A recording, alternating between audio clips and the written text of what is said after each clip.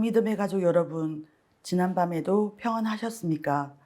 시작된 오늘도 주님과 함께 힘차게 시작하는 하루 되시기를 축복하며 기도합니다. 오늘 우리에게 주시는 하나님의 말씀은 역대상 2장 1절에서 17절 말씀입니다. 이스라엘의 아들은 이러하니 르우벤과 시므온과 레위와 유다와 이사갈과 스불론과 단과 요셉과 베냐민과 납달리와 갓과 아셀이더라. 유다의 아들은 에르와 오난과 셀라니, 이 세 사람은 가나안 사람 수아의 딸이 유다에게 낳아준 자요. 유다의 맏아들 에르는 여호와 보시기에 악하였으므로 여호와께서 죽이셨고, 유다의 며느리 다말이 유다에게 베레스와 세라를 낳아주었으니 유다의 아들은 모두 5이더라.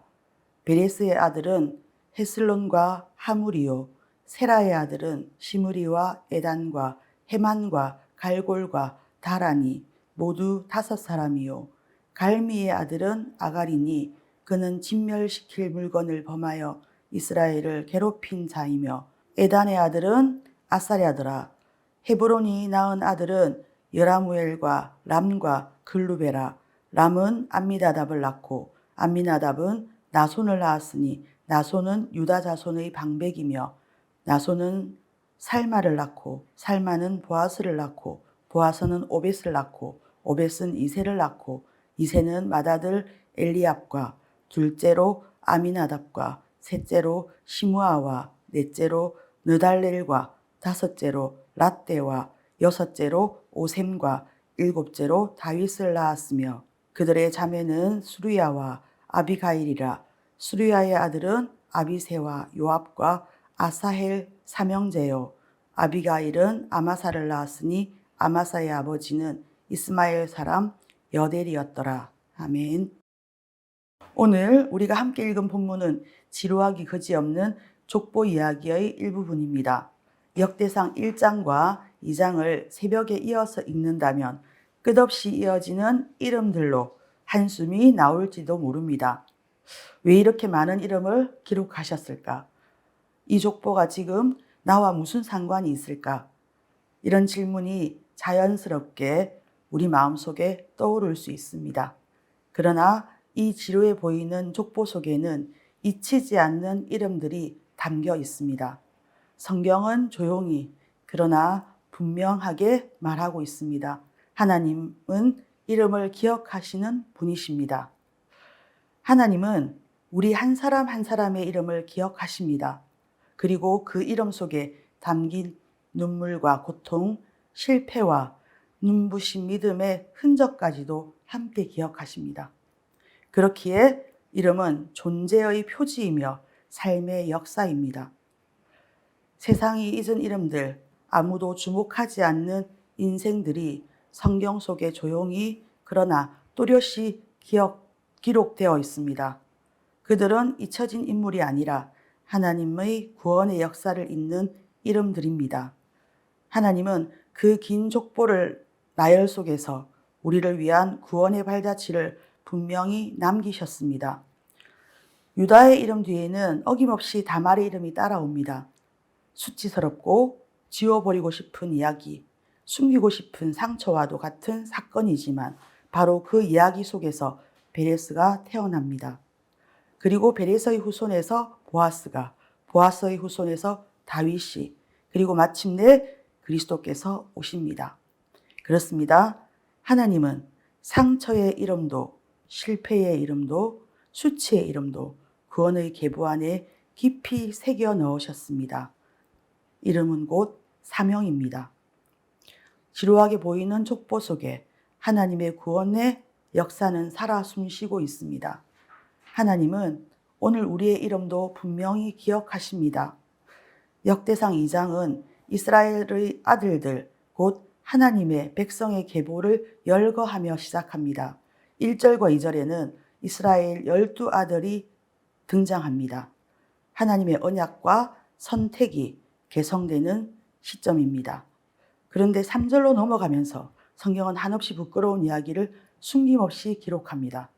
유다와 다말, 시아버지와 며느리 사이의 불의의 관계, 그 사이에서 태어난 두 아들 베레스와 세라는 율법의 잣대로도 인간의 도덕으로도 쉽게 용납할 수 없는 사건입니다. 인간의 시선으로는 감추고 싶은 치부이고 족보에 남기고 싶지 않은 흔적입니다. 그러나 놀랍게도 하나님은 이 이야기를 지워버리지 않으십니다. 마태복음 1장 3절은 이렇게 기록합니다.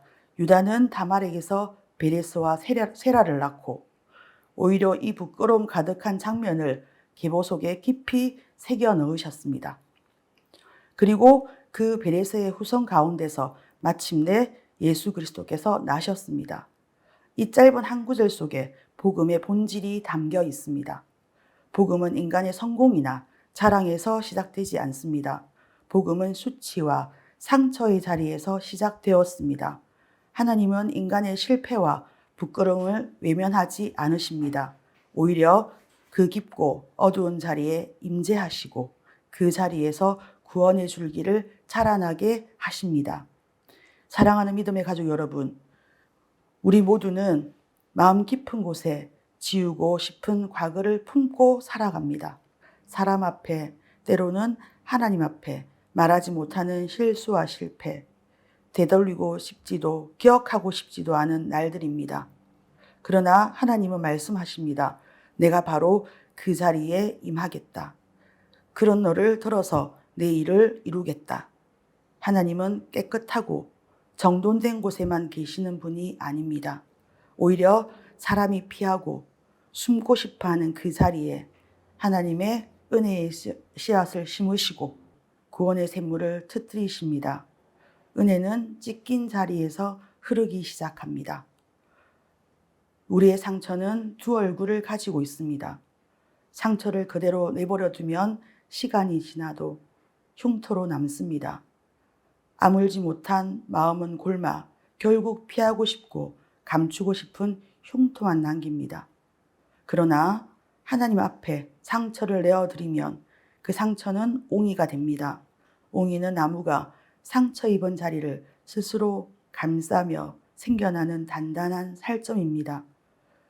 지우려 해도 지워지지 않는, 오히려 나무를 더 깊고 단단하게 만드는 옹이입니다. 그렇습니다. 하나님의 손에 맡겨진 상처는 흉터가 아니라 옹이가 됩니다. 아픔은 더 이상 부끄러움이 아니라 하나님의 은혜와 회복의 표지가 됩니다. 넘어진 자리는 다시 일어난 증거가 됩니다. 사랑하는 여러분, 그러니 상처를 감추지 마십시오. 그 자리에 하나님의 손이 닿게 하십시오. 그리고 믿으십시오. 하나님은 우리의 상처로도 작품을 만드시는 분이십니다. 역대상 2장 11절에서 15절을 보면 11절에는 보아스의 이름이 등장하고 이어지는 12절에는 오벳과 이새의 이름이 나옵니다.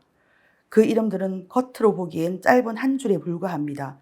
그러나 그 짧은 한 줄 안에는 하나님의 은혜의 서사가, 십자가를 향한 구속의 역사가 숨쉬고 있습니다. 보아스는 이방 여인 룻을 받아들인 사람이었습니다. 남편을 잃고 의지할 사람도 없었던 과부, 이스라엘 사회에서 보호받기 어려운 나그네, 한없이 연약했던 그 여인 룻을 보아스는 자신의 품에 안았습니다. 그는 단지 룻 한 사람을 책임진 것이 아니라 그 선택은 하나님 나라의 족보를 잇는 믿음의 결정이었고, 그 믿음의 끈은 오벳으로, 이새로, 다윗으로, 그리고 마침내 예수 그리스도로 이어졌습니다. 마태복음 1장 5절은 이렇게 기록합니다. 살몬은 라합에게서 보아스를 낳고, 보아스는 룻에게서 오벳을 낳고, 오벳은 이새를 낳고, 하나님의 나라는 이렇게 세워집니다. 무너진 듯 보이는 인생 위에 누구도 주목하지 않는 평범한 선택과 작아 보이는 순종을 통해 말입니다. 세상은 위대한 업적과 이름만 기억하지만 하나님은 보이지 않는 자리에서의 신실함을 기억하십니다. 보아스가 룻을 받아들였을 때 그는 그저 한 여인을 책임지는 선택을 했을 뿐입니다. 그러나 하나님은 그 선택을 통해 왕의 계보를 메시아의 족보를 써내려 가셨습니다. 다윗의 계보는 곧 우리의 이야기입니다.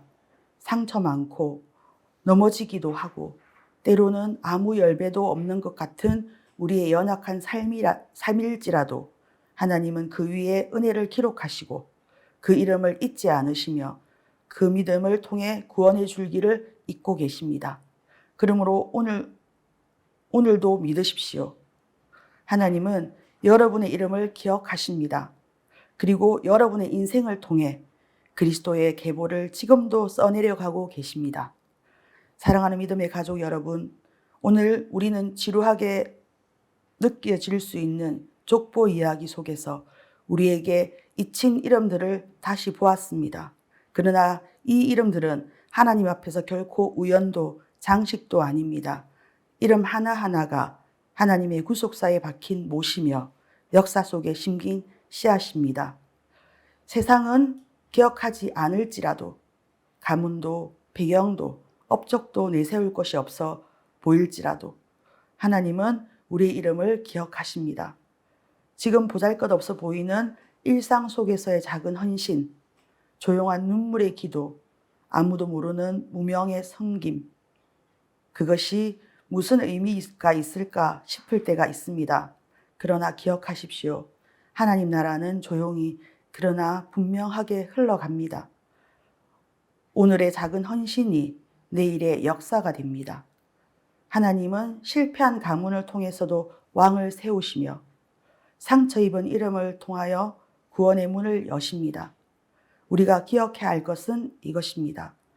오늘 우리의 눈물로 심은 하나님의 씨앗과 순종이 하나님 나라를 잇는 결정체가 된다는 것을, 하나님은 과거를 덮으시지 않으시고 그 과거를 통해 은혜의 길을 내십니다.